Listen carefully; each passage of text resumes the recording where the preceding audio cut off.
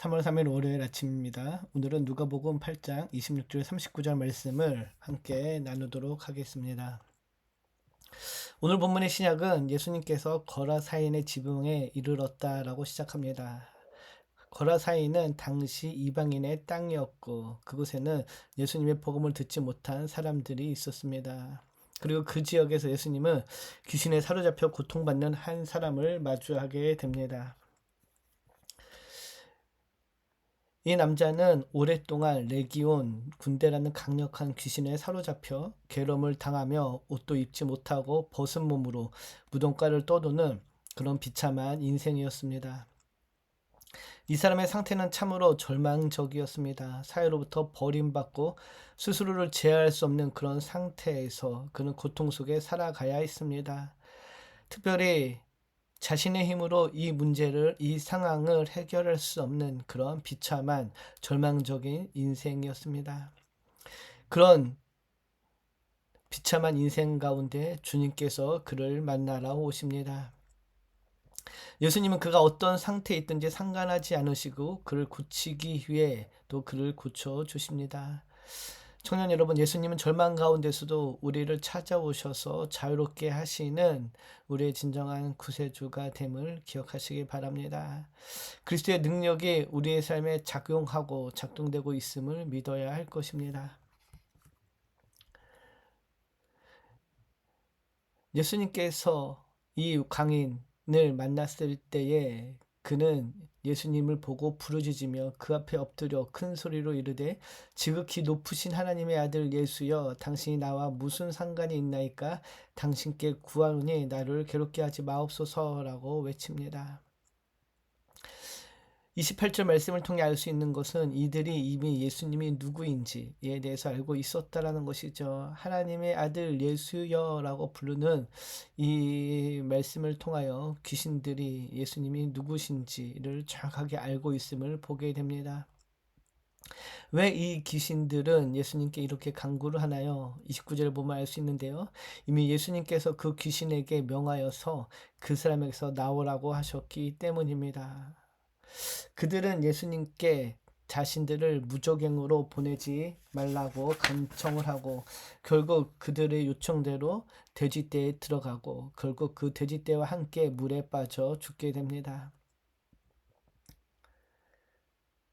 예수님께서 그 광인을 고치시는 장면이죠. 이 사건을 통해 우리는 예수님의 절대적인 권위와 능력을 보게 됩니다. 예수님은 어떠한 악령에 사로잡혀 있는 사람도 능히 치유하시는 치유의 하나님이 되십니다. 어떤 악한 권세도 예수님 앞에서 무력해짐을 보게 됩니다. 예수님께서 이 사람을 고치신 것은 단순히 능력을 보이신 것이 아니라 그 한 인생을 사랑하는 사랑과 긍휼에서 비롯된 것이었습니다. 예수님은 절망 속에 있는 한 사람을 새로운 삶으로 초대하셨습니다. 예수님의 영적 건의와 치유의 모습을 보게 되는 것이죠. 사랑하는 청년 여러분, 우리 삶도 마찬가지입니다. 불가능해 보이는 문제나 상황이 있을 때 우리는 주님의 그 영적 권위와 주님께서 우리를 치유하시는 분이라는 사실을 항상 기억하고 믿어야 할 것입니다. 예수님의 영적 권위와 치유가 우리의 삶에 늘 작동하고 있다는 사실을 우리가 알게 된다면 우리의 인생은 달라지게 될 것입니다. 돼지떼가 죽은 후 그 지역 사람들은 큰 충격을 받게 됩니다. 그들은 이 사람이 어떻게 변화되는지 보고 예수님을 만난 후 어떻게 달라졌는지 확인하게 됩니다. 그가 옷을 입고 정신이 온전하여 앉아있는 모습을 보게 되는 것이죠. 놀라운 변화가 일어남을 목도하게 됩니다. 그리고 그들은 예수님께 다음과 같이 이야기하죠. 37절을 보면은 모든 백성이 크게 두려워하여 예수께 떠나시기를 구하였다라고 이야기합니다. 돼지를 치던 목자들은 이 사건들을 목격한 후 마을과 주변 지역에 소식을 전하게 되고 많은 사람들이 그 소식을 보고 또 그 귀신 들린 남자가 온전한 정신으로 예수님의 발 앞에 앉은 것을 보고 놀람과 두려움에 사로잡히게 됩니다. 그들은 두려움에 사로잡혀 예수님께 자신들의 마을에서 떠날 것을 요청합니다. 돼지떼의 죽음으로 인한 재산상의 손실에 마음이 사로잡혔기 때문입니다.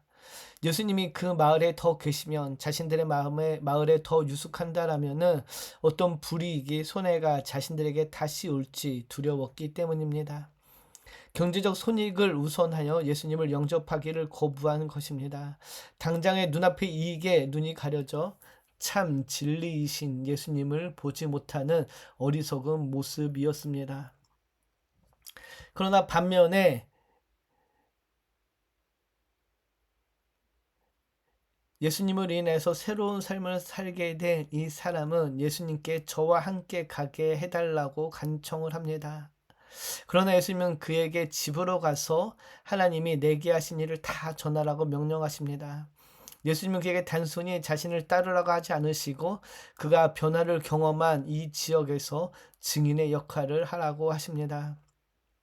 새로운 모습으로 새롭게 그 지역에서 주님의 그 놀라우심을 증거하는 증인이 되라고 말씀하고 계신 것이죠. 우리는 예수님의 복음을 전해야 할 사명이 있습니다. 우리 삶이 변화된 이유는 단순히 우리가 좋은 삶을 살기 위해서가 아니라 우리가 변화된 모습을 통해 다른 사람들에게 예수님을 증거하는 삶을 살아가야 한다는 것입니다. 이 광인이 예수님을 만난 후 변화된 삶으로서 이제는 그가 증인이 되어서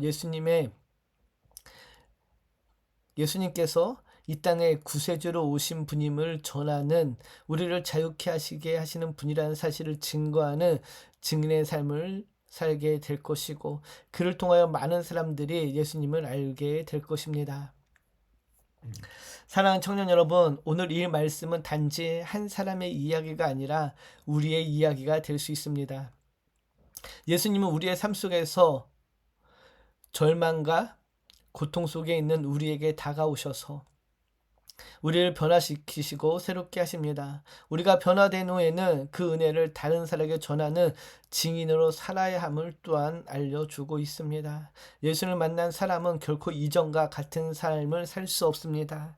우리의 삶이 변화된 증거로 예수님의 능력을 세상에 전하는 그런 주의 자녀들, 주의 백성이 되어야 될 것입니다. 오늘도 이 말씀을 마음에 새기고 우리에게 주어진 삶의 자리에서 온전히 주의 위대하심을 전하는 증인의 삶을 살아내는 저와 여러분이 되기를 주님의 이름으로 축복합니다. 기도하겠습니다. 하나님 아버지, 오늘 말씀을 통해 우리의 삶이 예수님을 만남으로 변화되는 역사를 경험하게 하심을 감사합니다. 우리도 예수님을 만난 후 변화된 삶을 살아가게 하시고 그 변화를 통해 많은 사람들에게 예수님을 증거하는 증인의 삶을 살아갈 수 있도록 주님 인도하여 주시옵소서. 감사드리며 우리를 권하신 예수님의 이름으로 기도드립니다. 아멘.